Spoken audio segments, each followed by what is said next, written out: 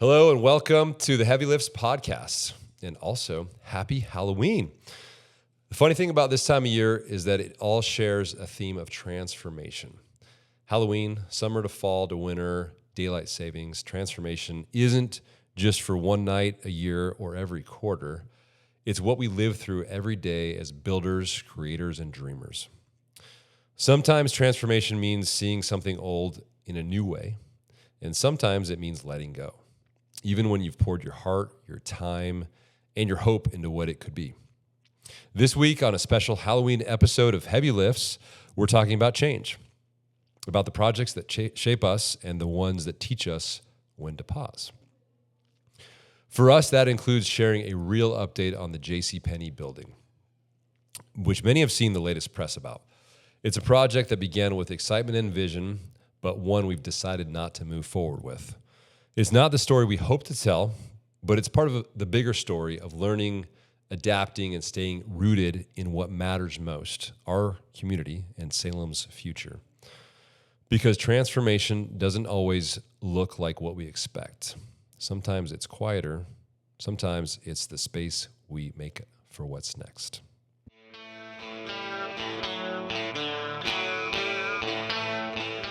All right, here we are. It's just me and you, Mr. Transmitter. I'm wondering if today the roles have changed. I think they've changed a lot.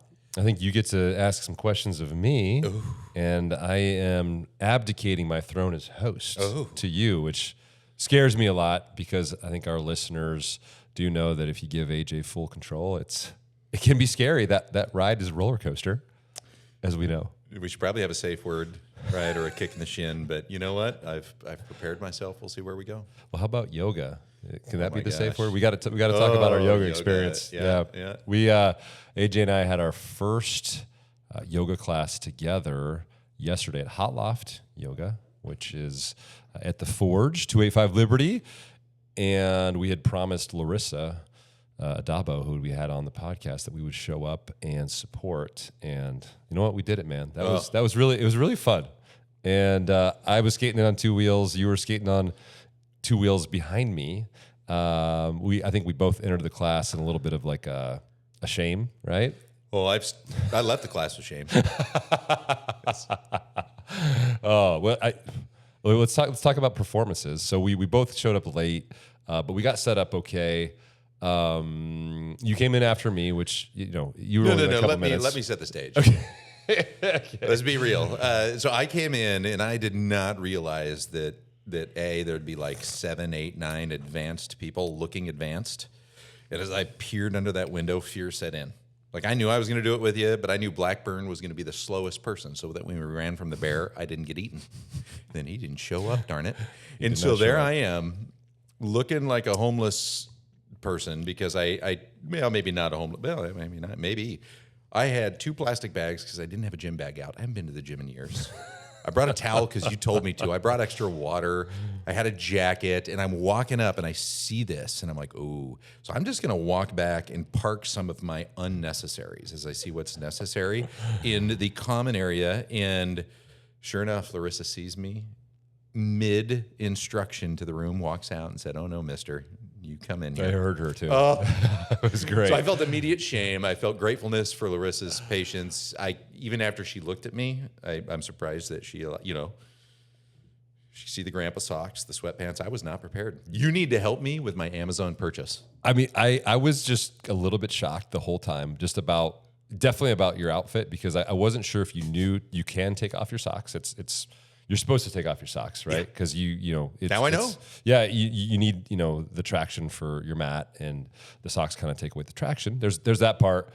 So I kept looking back. I was like a downward dog and looking under my shoulder, and I was just seeing your socks, and it kept like kind of coming off a little bit, and then I twisted, and then I saw the pants too, and I was like, I wonder if he like has shorts underneath his pants, okay. So what happened? Why did your pants stay on? Well, because the class was going, and I was going to the other room to remove the sweatpants, park my towels, and all the unnecessaries. But she was mid-flow. It was like, well, shoot, roll the mat out. And then everyone was facing forward, and I didn't see where to roll it. And she didn't like give me instructions, so I went sideways. So I was trying to remember my left and right at times because I couldn't. Like I'd look at you, and then I'd try to translate it to 90 degree, and I was like, oh. So I mean, other than that, I was actually impressed because that was your first yoga class, right? Ever, right? Which I've done yoga. Pretty much my whole professional career. Like I'm not by any means I'm not good, quote unquote, meaning I don't know all the poses at all times, and I'm not at all flexible, but I know where my boundaries are. So for you to come in there and have a full 1 hour class, and it was hot, and you were actually holding some of those poses, and I was kudos to you, man. Like fist bump. You did it, man. Thank you. I'm feeling some of that pride that I didn't want to let go of, so I held on to those poses longer today.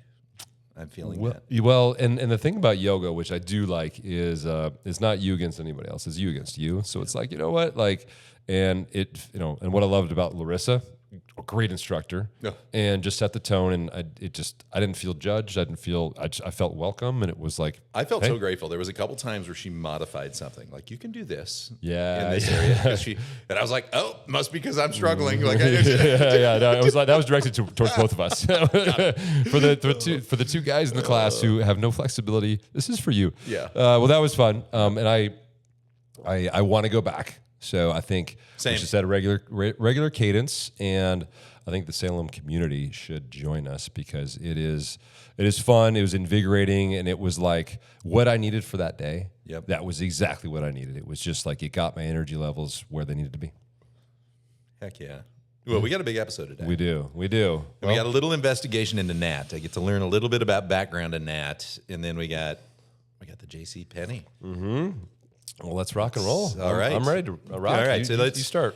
Well, let's go to the very beginning because we've done backstories on just about everybody, and even though they can Wikipedia you, right? So let's start at the basic end of the roots, but I'm going to take a real estate spin to it. So hometown, growing up, high school. Tell me a little bit about the town itself. Oh, okay. Pueblo, Colorado is the town I grew up in. It was about the same size as Salem, actually. Okay. Blue collar town. Steel mill was the main industry that really supported the town. And I grew up right alongside a lot of walks of life. I was a minority in my town. Hispanic population was probably 70%. Okay. I loved just the cultural backgrounds everybody had. You had Italian immigrants, you had Mexican immigrants, you had Eastern European immigrants, and it was like this melting pot place. And the food there is the one thing that I remember the most because it was unique to anywhere in the world. Green chili is something we do really well in Pueblo. And you kind of put it on everything. One of the main food items in Pueblo, Colorado is called the slopper. Oh. And it is a cheeseburger that is covered in green chili. Oh. And you eat it with a fork and knife. Oh. Yeah. Oh. And every time we go back, that's something. It is delicious. Okay. It'll give you heartburn for days, but it's a beautiful thing. Okay. So growing up, I played a lot of sports. I played soccer, basketball, I ran track, played baseball, did kind of everything, but obviously naturally gravitated towards soccer. And I was always looking towards okay, pause 1 second. Okay. Soccer was a path. Yep. What was your number 2 sport? Basketball. Okay. Yeah. And when did you have to make the decision? Oh, I remember the day. Oh. I had an ODP tryout. You remember ODP, yeah. right? Yeah, I was in the ODP pool. Olympic. Were you really? Yeah. Montana, right? That's not a lot of big pool. It was California. It was Alaska to California. Oh, okay. So I think we were in the same. Was Colorado in the same? We had 7 states. Yeah, if you're in California, it was. But Oregon, California was in ours. Yeah, okay. Washington. Okay, so you remember, and I had this tryout, and I made the team, right? And then I had these tournament games, I had to go to. You play against Utah and Arizona and New Mexico, and I was in the middle of my junior year of basketball, and it was I had to make a decision whether to stay for the weekend to play basketball games or to go to this tournament. And I sat down with my coach. I was like, this is a tough decision for me, but I got to choose soccer. And he's like, well, there's the door, basically. And I was like, well, I understand. That's just how it goes. So that was when I had to make that decision, and never look back. But still love the game of basketball for sure. So you had individual state ODPs. We did, yeah. Got it. Yeah, so yeah. the ODPs I went to was the regional camp. Okay, camp. So did you? It was that like an mean- ID that- camp. But that means you make the state team. Well, right? we didn't have. It was an invite because we didn't have a state team. Oh, okay. Interesting. Oh, damn. I know. It was. That's cool. Yeah. How old were you when you did your camp? 14, 15, 16. So I was hovering around in that let's call it one rung below invitation. I think I had a couple communications with coaches, but no, I was okay at soccer, but my body was giving out on me. Early I couldn't on. do the endurance. I was speed and size. But Gotcha. the endurance. Got you. So you were the guy who you did the, some of those runs around the field, and it was like you're the guy who was last in line bitching about the. I was the set piece taker. I've never told you this, right? The long throw. I was the goal kick taker, but I was the enforcer. I was the guy that if you got in a fight with my friend, I was going to drop you. But wait, what? You were an outside back, right? Well, and I guess that kind of grew more into college that I became the enforcer. Okay. So yeah, before that, I was wing. I was outside mid. Okay. That's where I was my ODP days. Right wing. Gotcha. Right Speed. wing. Okay. Nothing but speed. So anyways, Okay. let's get back to okay. So professional influence. You had parents. What did they do? And then was there any other like key mentor or key uncle that had what did real estate tickle your brain? Like, and what were the professional influences you had going into your professional career in soccer? That's a really good question. So both my parents were teachers, and my mom taught English at a community college, and my dad was a director of an ESL program, English as a second language. So I grew up in a household where we had a lot of foreign exchange students kind of in and out through my time as a child, and I feel like soccer became part of my life a little bit because of that, because it's the world's game, and I kind of got influenced by all these foreigners who would come through, and I would interact with them, right, and talk to them about soccer and their country and this and that. But I was always like really curious about the world and kind of traveling it. And my parents had met in Egypt. Believe it or not, they had met in Cairo. They were both doing study abroads. And they were from the same small Minnesota college called Carleton College. And they kind of just met randomly one night and like, hey, you want to go dancing? Hey, you want to go dancing? Where are you from? Here. Where are you from? Here. Where are you go to college? Oh, my God. We're going to the same college, right? It was one of those things. Yeah. So I was, but they were like middle class, and I learned a lot about, like, you talk about like money and retirement, it was like pensions and stable income and things like that. But when I got to college, it was like I was around a lot of kids who were not middle class, right? Or, lower middle class at all in terms of their economies, right? It was a lot of kids who had a lot of money. I went to the University of Denver, and I got a lot of influence from that experience to think differently, right, about money and to think differently about investments. And it kind of took me along this path, like that, where we're at right now with real estate. It was like, whoa. And I think it was the first thing that really got my attention was Rich Dad Poor Dad, the Purple Bible, they call it. Yes. And it was like, this is the way that the middle class think about money. This is the way the poor think about money. And this is the way that the rich think about money. And it was like, whoa, it just blew my mind because And that was in college, you read that? It was just after college. Okay. Just after college. So just after college, Rich Dad, Poor Dad. Do you remember, what was your first deal? Of course. So my rookie season playing in Major League Soccer, I had signed this developmental contract, okay? And this was back in the day when Major League Soccer didn't pay a lot of money, and it was still in the early stages, 10 teams, right? They had just gone down from 12 to 10. They'd lost both of their Florida expansion teams, right? And 10 teams. Yeah, 10 teams were That dates left. you. Yes, it does. Because we're at what, 30 now? Yep. Roughly 30. So I got signed in this contract. I was making a whopping $850 a month. Oh, It was $425 a paycheck. I remember seeing my paycheck after taxes. It was like $380, and being like, and being happy to be making money, actually, to be honest with you, because I was just out of college. Yeah. Right. I still needed mom and dad for, to help me out, with expenses, because I just couldn't afford to make a living on that money in 2003. But I was so proud, right, to be a professional athlete. Oh, for sure. And I was still in school, actually getting my master's degree in accounting. Okay. So it was a great way to be in college still, and get paid to be a professional athlete, because I thought I was big time. So that was that first year. I wasn't expected to be a starter, right? But I broke into the starting lineup in the 7th game of the season, and I only know this because I played and started in 23 games. The rest of the year. Got it. And the only reason that's important is because I got a bonus. It was called a start bonus for starting 75% of the games. Oh, that season. Right? So 21. I 22. Was that the? I think it was 22 Okay. or 23. Yeah. And I barely cleared that, right? Just barely.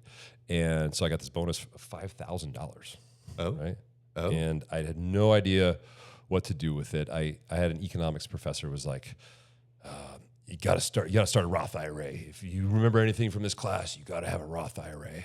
It's pre-tax deductions, but you can take it out tax-free when you're 60. I was like, oh, that sounds like a great idea. And so on the one hand, I was thinking stock market. The next thing I was like, well, I could also buy a car, right? $5,000 could be a down payment. And then on the other hand, I had a friend whose mom was in real estate, and she had done really well, and he had $5,000 too. And he was like, we were roommates at the time. He was like, dude, we should buy a house together. Oh, no way. And I was like, that sounds like an awesome idea. Let's do it. So we spent the next 3 months just driving up down the streets of South Denver, trying to find any house for sale. And this was before Zillow. This was before, you had really internet listings. And so we would just look for houses that were just like, the for sale sign, stuck in the yard, right? And so we'd find one, we'd call on it, we'd talk to their broker. They'd be like, do you have a broker? We're like, yeah, we have one, but we'd love to just, hear about the deal and blah, blah. And so we had a broker who was helping us, but it was like, we just wanted to do it ourselves, right? Yep. So one day I was driving down the street, and, I see this for sale sign, and it's this kind of dilapidated, smaller house, right? And I was like, this looks like an opportunity. So I call on it, and the agent was like, we literally just put this sign in the yard, literally just now. Yep. And I was like, okay, sweet. We'd love to see it, and blah, blah, blah. It's apparently an estate sale. The owner had died in the house, and the family was selling, right? Yep. So we walked through it. It looked like the 1950s threw up all over this house. Pink and lime green walls. The washing machine was in the kitchen. Unfinished basement. Everything needed to be updated. Yep. But we got it under contract. We bought it, renovated it. $220,000. Okay. We had $10,000 down. You'll love this, Mr. Finance Guy. Yeah. 80-15 loan. Okay. Yeah. So this is back in the days when you could do that. Yep. And we probably put 10 into it. And that was like paint and, some plumbing and flooring and a little electrical work. Okay. Yeah. And we just, we lived there. We had one room we rented out, right? And it was a great first kind of intro into real estate. So 80-15 loan, was that the first time you got investors alongside of you too? Or did you Well, find a way to work that into the deal? 80-15, that was traditional financing. So that was that was 2 bank loans. So you had Chase. Oh, 80-15. So you only had to put the 5%. The 10 grand was enough? Correct. Oh, shut up. Exactly. First and second. Yeah. Okay. Yeah. 85-15. First and second. Yeah. Yep. Or 80-15. 80-15. Yeah, sorry. Yeah, Got so it. 80% was their first mortgage, 15% on the second. I think Chase did one loan, and it was like Wells Fargo did the other loan, and it was like that was what you did back in the day, and it was similar to what you could do with FHA, right? What do you think your date was? Can you remember about the year? Just going to give the audience some time perspective. 2005. 20 years ago. Yep. Okay, so over the last 20 years, talk to me briefly. Give me a roadmap, like before you got to Oregon, and even through was it just one residential? Yeah. Then you sold it and bought a new one, and then when's the first time you had two? Yeah. So as my career kind of took its turns, I got more invested in real estate, and so I went from Denver to Norway. Okay. And I've actually bought a house in Norway, which was a fun experience to actually own property in a foreign country. And then I came back in 2008 to play for Salt Lake. Yep. And that's when I really got into real estate investing. I joined a real estate investors association in Salt Lake, and it was just filled with smart people, good investors who kind of taught me the ropes of where to buy and what to do, right? And so I started getting into duplexes and triplexes and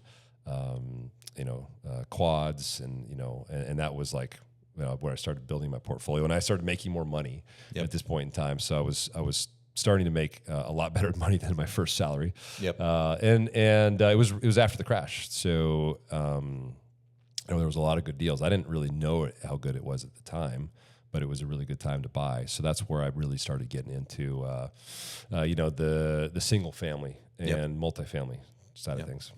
So you come to Oregon. I think we meet. Let's call it about 9-10 years ago.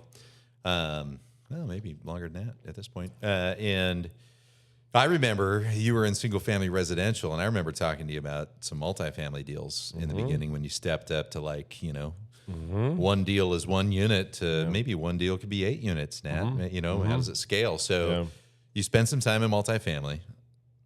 You turn some properties here in the Salem area. When did you taste something other than, living units? When did you dabble into a different, do you remember the property? Yeah, so I do. It was Candlewood Drive and Candlewood Court, which you were the listing broker for. And I remember it was about COVID time, and COVID was really hard as an investor in residential units, because you had a lot of people who couldn't make rent. Yep. And it was really hard because you were trying to navigate. You didn't want to kick anybody out of a house. I never want to evict anybody. I think it's just a terrible situation when you have somebody who wants to live somewhere and they can't make a rent, and then you have to ask them to leave. It sucks for everybody. So I was kind of over that, and I was ready to move into something different where I could work with businesses, and the relationship with residential versus ownership, landlord, is so different. When you're in residential, because it's just it almost seems like a fight. They don't like you because you're the landlord, and they think you should be doing this, that, and the other, and you're just trying to be a good landlord, and sometimes people just don't like you, right? Yep. So I saw this opportunity to sell some residential units and then get into a different part of the game, and I always wanted to level up. My goal with real estate was always I didn't want to just be complacent. I always wanted to try to drive myself to achieving bigger things. And this is where I felt like this is a good first step. Commercial property, some smaller sized units, self-storage, industrial flex. I didn't know anything about the asset classes until I started to learn about them. And it seemed like it was fairly, risk averse, because you didn't have a one big space. You had some smaller spaces, and there was a lot of demand for that asset class at the time. So I decided to take the jump. So, and there's probably one more piece to this, which leads down that next step of investor mindset, which is in residential, you have access to different types of financing. You could still get 85-15 or 80-20 in some cases on smaller multifamily. Right. And when you dip into commercial, you now enter that minimum 25 to 30% down payment corridor. So it's just there's a bigger entry barrier, and then there's a bigger variance in timing. So I always call it a faucet. When a residential unit comes available, it's a faucet. You can turn that rent nozzle down because, in price, $50, $75, and someone will come in soon, right? 1 week, 2 weeks. Why? Because there's, 3,000 to 5,000 people at any given time looking for a new housing arrangement. And in commercial, that's 6 months, 3 to 6 months, even in that smaller classes, and it's 6 to 12 months. And sometimes in economic conditions, they hunker. Yeah. But, all right. Yeah. And that's what makes it definitely, there's more risk in some ways, right? With jumping up to the next kind of level. But what I was so intrigued with was working alongside business owners and trying to solve problems with them instead of like having that kind of, me versus you feeling. Well, it's going to lead pretty well into JCPenney. I would say your next growth component was the 45th parallel, which we're sitting in right now. And it was interesting because that's where I really got to see some of your other characteristics that makes you a solid investor shine, which is culture building, right? Cooperative, listening, and trying to learn. And the fact that your office is here and you put it here, I mean, that's kind of what a building like this needs, is a presence, right? But you moved from multifamily or, single family residential to multifamily to industrial flex, which is like the lowest maintenance version of real estate and headaches, into the 45th parallel, which is not the lowest maintenance. And in fact, it's like 2 or 3 rungs in the maintenance. It's more maintenance than residential and multifamily. It is an active living. It never sleeps. It never sleeps. But it's fun, and this is big enough that you create a community. So what do you have? 72 tenants here. Yep. Is that so? 72 tenants, of course, are going to have some issues, whether it's sound, smell, right, parking, this, that, the other, that you have to use your mediation skills. But it's a culture, it's a community, and it'll feed itself with the right sets of uses, right? The right synergy. Yeah. And I think what leads into the JCPenney conversation is your success here in doing what Mike Tevis, great investor, taught me a lot, but he didn't live here. Yeah. So he was not the community builder that you were, and seeing what happened in that year after you purchased this, or 18 months, was impressive. And I looked at Chris, we're 2 years into the Forge, and I'm like, we need an influence like Nat. Like I can't replicate that on the brokerage side, and there's a hat issue, and so I think we were gunning for you. Oh shoot, a year ago now in October, and I think the hope was, how do we get Nat's influence on culture building and synergy, and how can we take what you've learned in the last year and a half or two over to 2195 Hyacinth, and you were an investor in the Forge at that point. And how can we add value to the Forge, right, and just do it right from the beginning? As I remember, you multiple times were like, man, if I had this asset from the beginning, I would have done this different. If I would have known what I know now. And I was like, well, great. Yeah. So now that takes us to JCPenney. So we're at the Forge. We have these conversations. Do you remember, what was the initial intrigue? Tell me about the beginning of JCPenney. I think it started with being a part of the Forge. And I'm grateful to have been brought in on that project as an investor first, and then, as a consultant, really, as a second portion of it, to be a part of the leadership team was just such a great challenge and an honor. And, to be a part of the room, there's a lot of smart people in the room. So just to be a part of that team has been amazing. So I think just being a part of the Forge started everything, seeing what, the group had already done, right? Before me, there had been so much work that had gone into the vision, right? Into the execution, into the funding, into construction. Everything that had been done to that point was really exciting. And so I got to come along in a period of time where we're starting to talk operations. We're starting to bring tenants on board.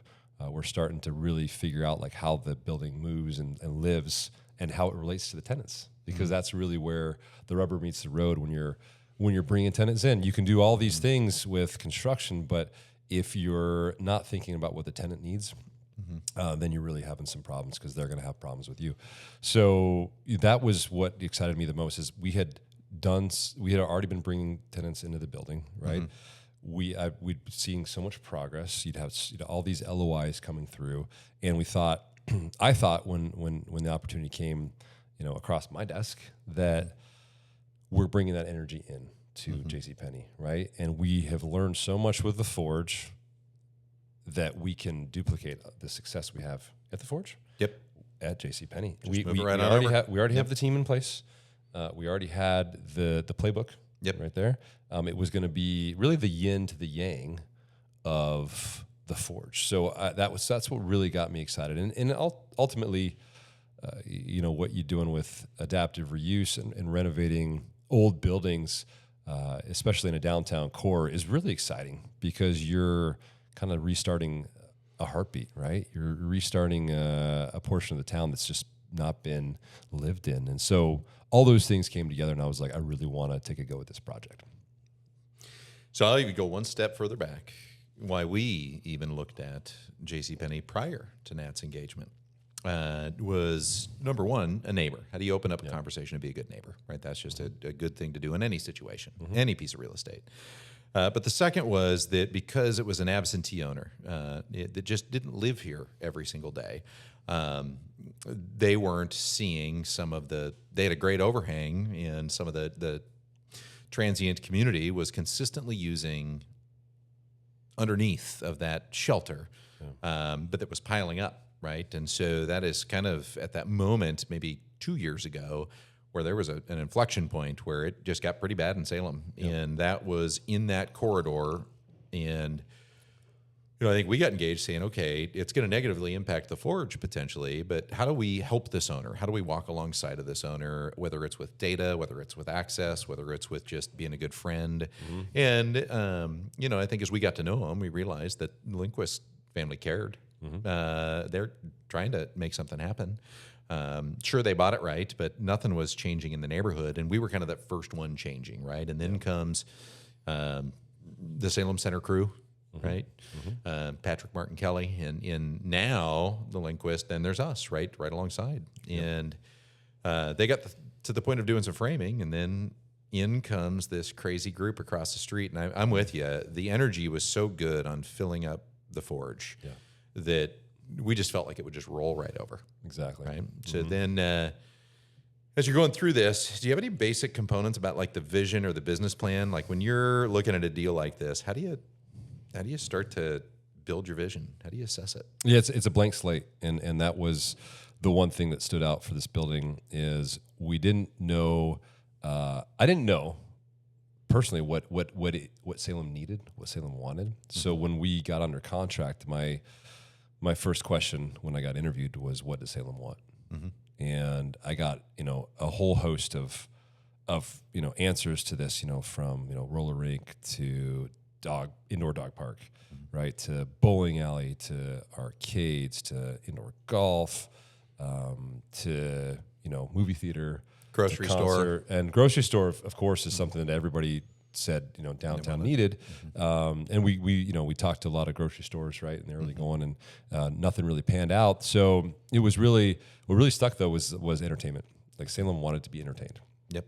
And so that was kind of where the vision started, is like, okay, if Salem needs entertainment, like what can we give to Salem that is entertaining? And we looked at each floor, right? Basement, first floor, second floor. And the one thing that stood out was the basement, right? And you walk down there, you're like, this could be an awesome place to entertain, right? And you came up with the idea of the night market, which I thought was brilliant. It's just bringing Salem in to have an evening, like with the community, right? With different things to entertain them, whether it's live music and a bar, and a bunch of different vendors, right? And some food. You can really, if you can entertain the whole family, right? Why not come here? And I think that was one of the items that we kind of centered around, is it wasn't just entertainment, right? Sports bar, where's a good sports bar, right? Golf simulation, but it was also like a lot of family-oriented requests, right? Yes. Where can we go? The whole family. And I thought about the places where my family had been most entertained, and there was a few places in Oregon, and there was actually one in particular in Camas that really like resonated with me, and it was a place where you had a bunch of food carts, right? And then you had like a big food hall, was similar to Checkpoint 221, right? Yep. Over there. But the thing that Checkpoint 221 didn't have, that this place had, they just rolled out like a 40-yard by 30-yard turf field, right? And the kids were just running around and having a great time, and the adults were having their drinks and the food, and everybody could have, whether it's their pizza or their sushi or their Thai food or whatever it is, and they're happy. And I was like, that would be really cool to have in Salem, especially indoors. Yep. Or on the roof. Or on the roof, yeah. So now let's move through this process. Talk about high-level business plan. How do you, what kind of markers or metrics do you look at as a real estate developer taking on the unknown? Yeah, that's a really good question. The first thing that comes to mind is a tenant, right? You want to have a tenant in tow, and we had that with the Forge, with Anthem. We didn't have it with JCPenney, so we figured if we could solve basement, right, with second floor, and second floor plans were to have a 45th parallel revisioned, right? Very like part 2. So we could basically solve those 2 floors. I think we thought that the first floor would come along with some sort of entertainment provider, whatever that looked like, whether it was a sports bar, or a bowling alley, or something that was like just the community could be entertained by. Knowing what we know about the Forge, doing our market analysis there, right, about who's going to be at the Forge, right? We have a second floor that's catering towards aesthetics, right?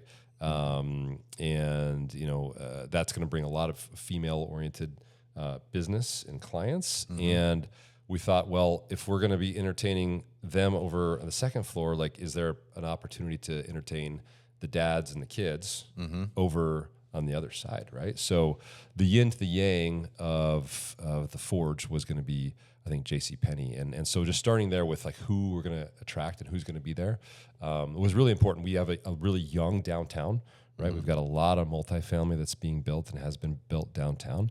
And so attracting that younger crowd was important. I think the basement was going to be that part of that attraction. The second floor for, some of those younger businesses.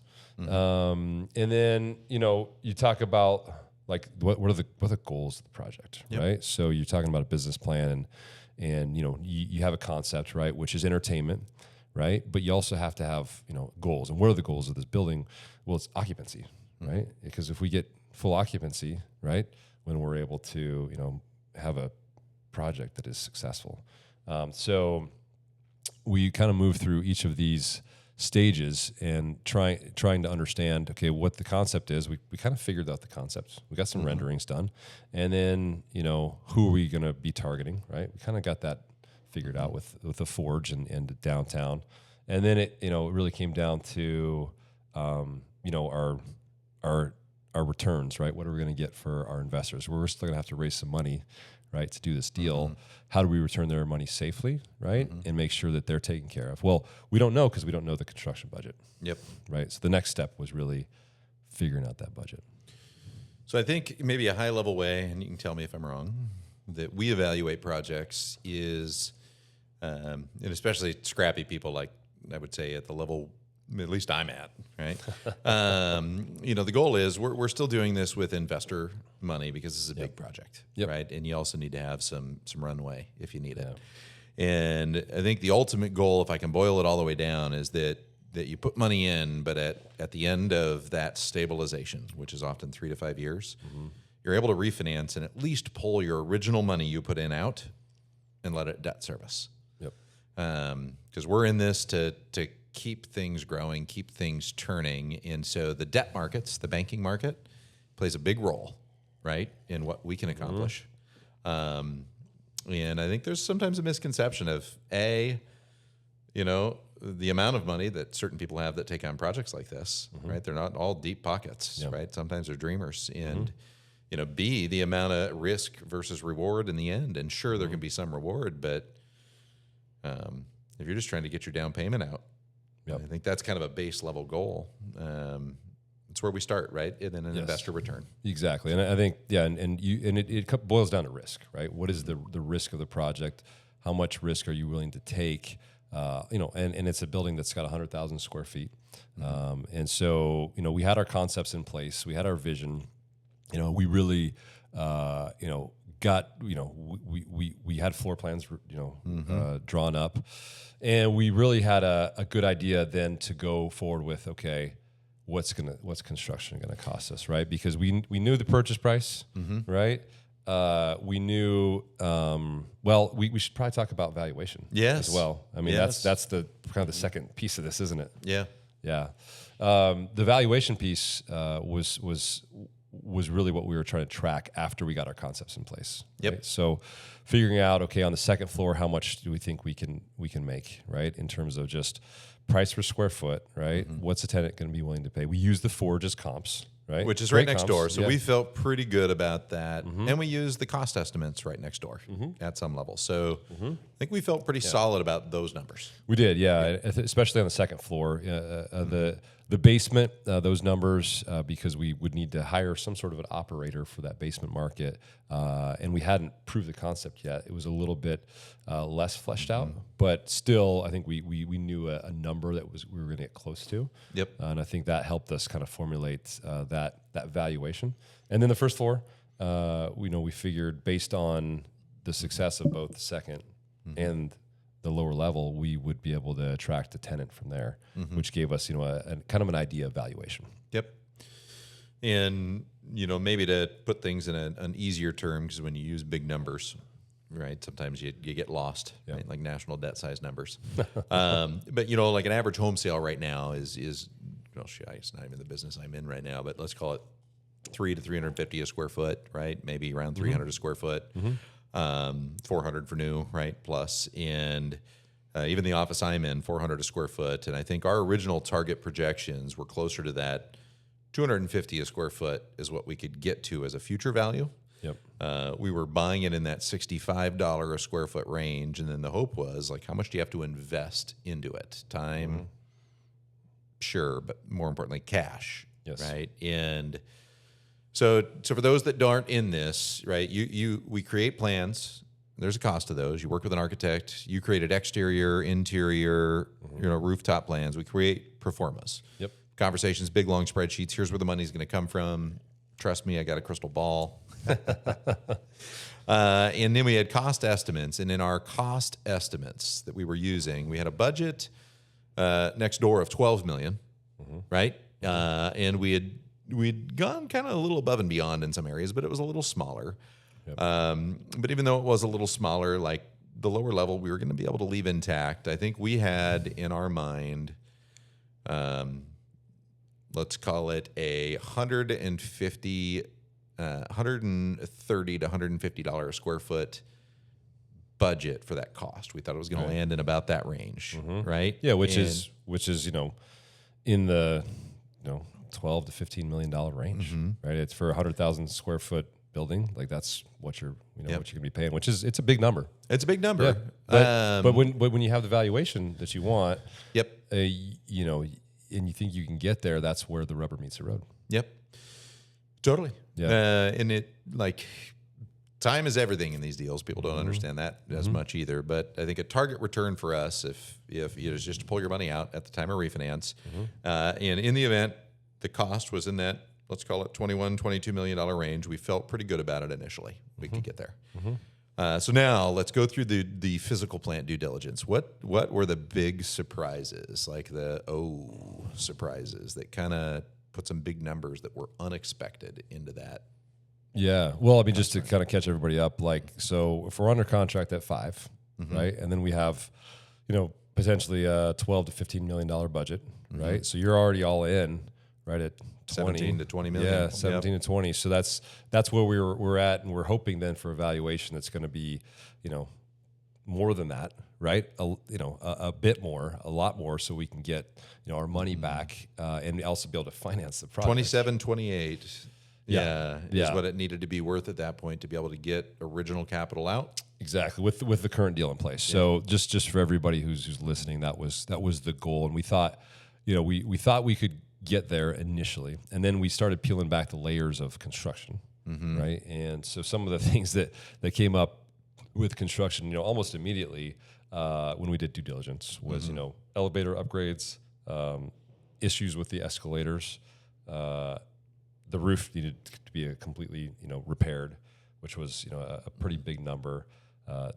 We had some power needs. Right? We had to move a transformer. Transformer from the roof to actually just abandon the transformer on the roof and bring that down to the main floor, which is a huge cost. And then we had HVAC issues where, when you have a single tenant like JCPenney, you can have basically a single system to feed each one of those floors. But when you start splitting things up, then each user has different needs, right? So we started getting into that too, and that really ramped up, our costs, right? So when we got our budget back initially, it was a big number, right? It was a really big number, and we thought, okay, we can value engineer this, right? But only so much. There's things we have to do to get this building safe and ready for a tenant, and it was a big number. And there was a big piece we haven't discussed yet, which was the revenue sides hit. A place like 45th Parallel, you're pushing the boundaries on your common area. You got big hallways, right? You got multiple restrooms on the front and back. And you're sitting at like 21% common area load factor. Right. In a mall type setting, it's a different load factor. And for a lot of the analysis we'd done, I think our initial budget was, at the Forge, we were able to get that down a little bit. I think it was like 27%. I think we actually got it down to like 24%. But we moved from being a mall, we moved like a lot of the walls in to get there. Well, in our analysis, it ended up being that 30% of the revenue area was, our budget was 22% that we would be load factor. Right. So what that ended up being is just lost revenue that we could never capture. Exactly. Unless there was massive adjustments like remove the escalators, fill in the floors, right? Shrink it down, add stairwells. I think it made 100,000 rentable square feet. It was like 80,000. It really bumped that number down, and it just made the project the valuation just came down as well. Like we weren't looking at a $25 to $30 million building anymore. We were looking at a lot less. Yeah, 22 to 25. Yeah, there was about $5 million that came up the valuation side with those key components, and then there was, let's call it 2.5, 3. It's not that they were completely unexpected, but moving a transformer was unexpected. Yeah. Right. Yeah. The HVAC was a relatively newer system, but it was even giving us some fits on how does it work with reprogram it to our concept? How does that fold in? And so, all right, so things progress. You get this data. There's unexpected challenges. Questions start to emerge. Yeah. Talk to me about how does that feel, and where do you go when you're starting to get bad news in an investment that you're so invested in? Yeah, it's always tough, and every deal, every transaction, there's always bumps in the road, and at this point in time. I've been in real estate 20 years, right? And I've started with single family. I've come to this, and they're all the same process, right? You get under contract, you have your due diligence period, right? Your inspections and your financing, right? And then either you close or you don't, right? You figure things out with the seller. And this was one of those moments where we had done our due diligence, and we had an issue with inspections, really, an issue with construction. And it was like, we knew we had to talk to the seller about this situation. And it was, it was a gut punch, I think, for me personally, because, we had come so far in the project. We'd invested so much money just in, floor plans and renderings and inspections and time and, and obviously setting expectations with the community as well, right? Like not wanting to let Salem down, right? And wanting to be able to move forward with a project that was going to give them something valuable, right? And so with all those things ran through my head as we were making these decisions and seeing these numbers, and just coming to the realization that in order to move forward, we needed to have a tough conversation. Yep.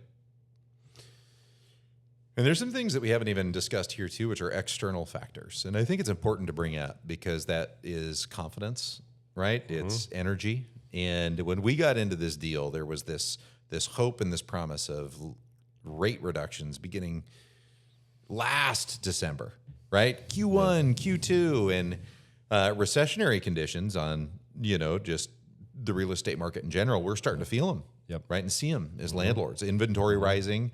So come May, June, we started, instead of having this kind of resurgence, it didn't happen. Right. It was still flat. Exactly. And then from an energy standpoint as well, we were anticipating being out of the forge and done by July 31st. Yep. And a lot of good people, a lot of people doing everything they can. There wasn't any real big misses outside of just keeping the machine moving, and we're still not done with construction. We're at 85% plus occupancy, but we're still not out of there, and it's looking like, we're probably not going to scoot in by the end of the year, right? It might be Jan, Feb before we're out of there. And as you review this process, we had some meetings with the city leadership, and I'm grateful. So thank you to if you're listening and from the city, thank you for sitting at the table with us, because at that point in time in September, we had submitted 170 permits just to try to open up an old building, which is been there a huge number since '54. Yeah. And in this process, it's such a mind-numbing number. Now, when you go to each individual circumstance, you see a reason why they would want that as a one-off, right? Or at least I do. I have some empathy on, the goal is just to keep humans safe. The goal is to keep our city and its citizens safe.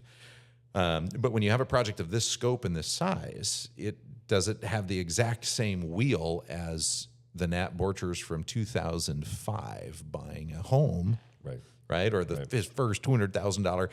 And it's the same system, right? And there's an equality component to that, but there's also this component of like, well, if this is potentially going to transform downtown, or shoot, if we're light on city resources, it's got to be easier than 170, now trending 190 to 200 separate permits. Yeah.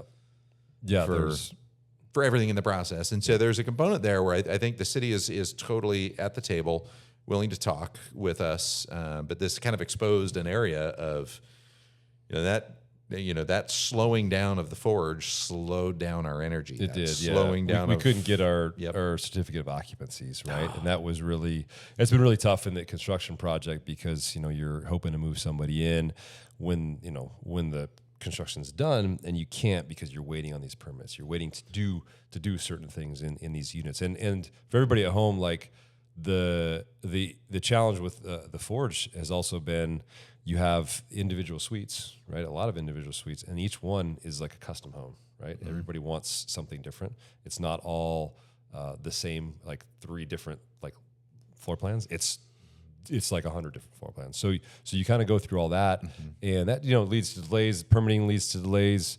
We had some some headwinds on the economy as well, and it means that we had to sit down and talk to the Lindquists and just get real.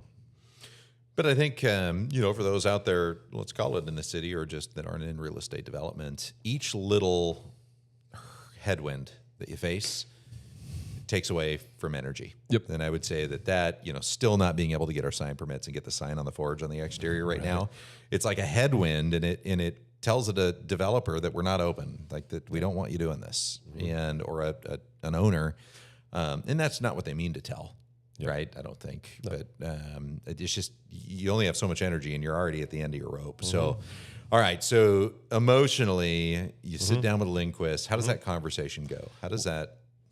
Yeah. So we've had a really good relationship with them throughout the whole process. And, from, starting with them, basically in Mm-hmm. April with talks, right? And I think you were talking even before that.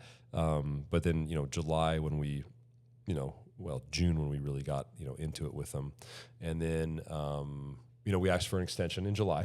right? I think August 1st, end of July. Yep. So in the end of July, we asked for an extension because we needed more time to figure out construction. That was the thing that was kind of holding us back. And then, we've just been keeping them, I've been sending floor plans to the Lindquist just to keep them, updated and telling, keeping them apprised of the vision, right? And the progress and everything like that. And it just came to a point where it was like, okay, we have to have a sit down. And so, it was no problem. We had to sit down with Stu and his grandfather, who's also named Stuart. And, we just explained, we told them the whole plan, right? From start to finish, this is what we had planned, right? This is our vision. This is, our market analysis. This is, our valuation. This is our construction budget. This is, our financing plan, everything, right? And we got to the end and we said, it's just, there's just not enough meat on the bone to make this work, for ourselves, for our investors, and ultimately for the community. So, we are asking for a price reduction, right? We need to change the terms of this deal, and that was that, and they unfortunately said no, right? And that was and I don't fault them for that. Obviously, they had an expectation of sales price, that they came into it, and if I'm a seller, and I'm being asked for a big reduction, even if I have been explained why. It still isn't, something I want to do necessarily. So, I don't blame them at all for saying no. And it just, with all the energy we put into it, it definitely stung for sure. So what do you think that relationship looks like moving forward? Is it completely over? Is the ship fully sailed now? Well, I think with with all relationships, you want to maintain good relationships, and especially with your neighbors. And we're at the Forge, like we're going to be there for a long time, right? As owners, so.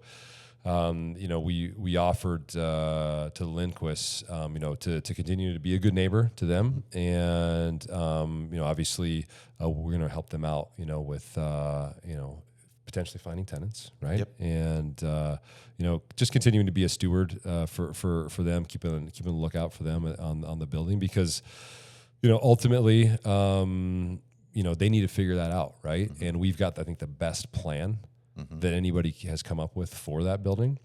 So if they want to execute, I think they're gonna need our help at some point in time. Well, I would say this: if there's one thing I've learned in my time in commercial real estate, these aren't yes or no's; they're long maybes, and they're painful long maybes. That's a good way to put it. Yeah. And it's just emotionally adjusting to what it's worth, right? And we all get in our head what something's worth, and the market condition we're in right now with the oversupply is because we all saw on Zillow at some point what our property was worth, and now it's no longer there. Yep.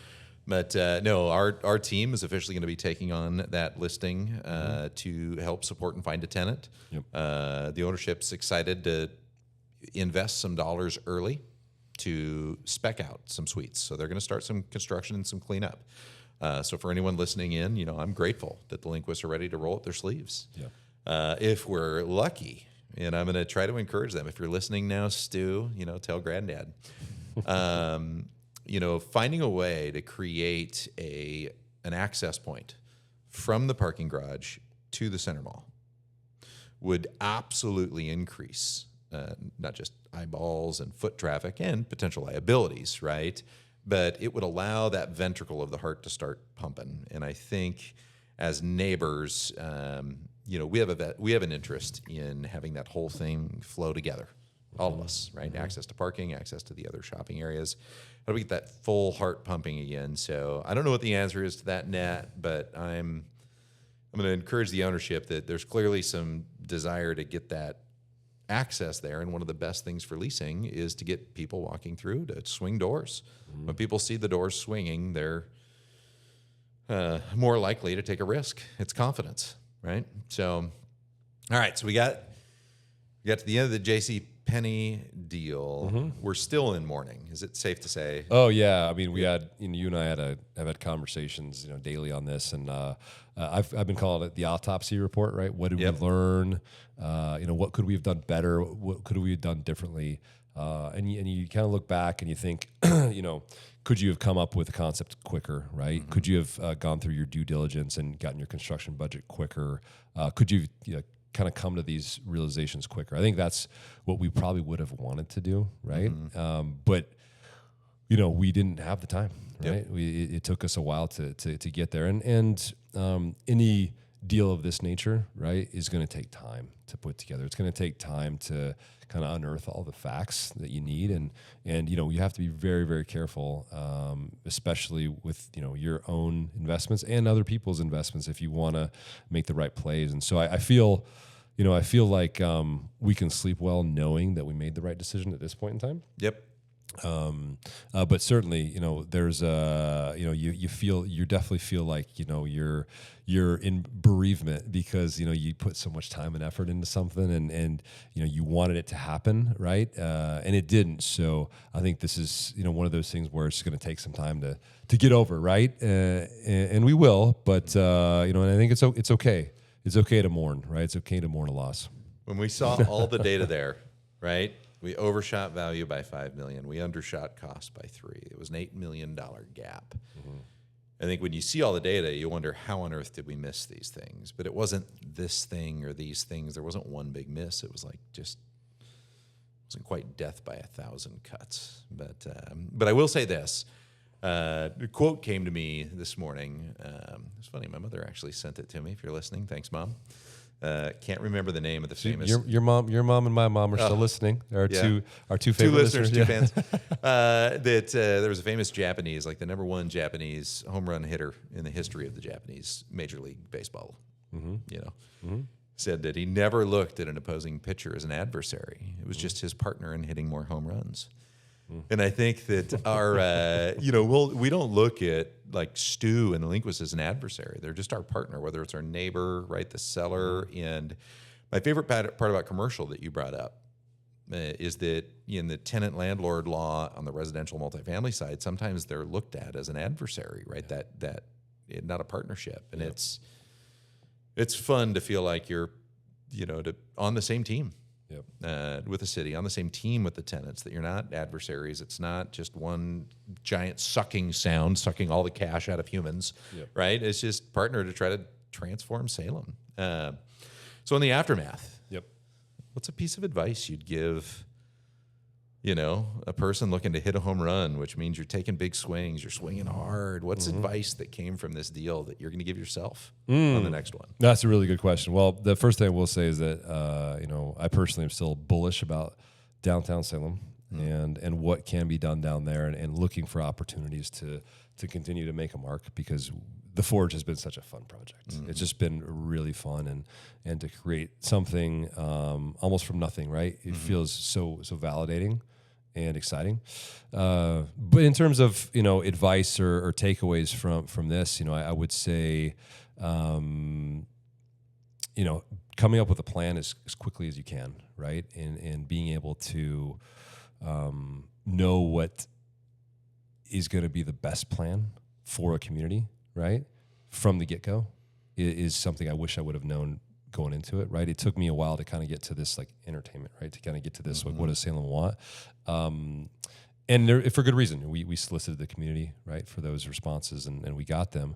But had we come to that, I think, a little bit sooner, I think we would have been able to progress through the valuation and kind of the concepts a little bit quicker. But also, like, I don't have a regret on it. I'm not looking back and saying I wish I wouldn't have swung at this pitch. I feel like we learned a lot. Right? I learned a lot from the process, and this is something that is going to need to be duplicated across downtowns all over the nation. Right? There's vacant buildings that are going to need to be solved somehow, and we spent a lot of brain power trying to solve this one, and there will be others. Right? So I feel like we put in a lot of groundwork for maybe something in the future. So I'm really hopeful that something will come out of this in terms of another opportunity.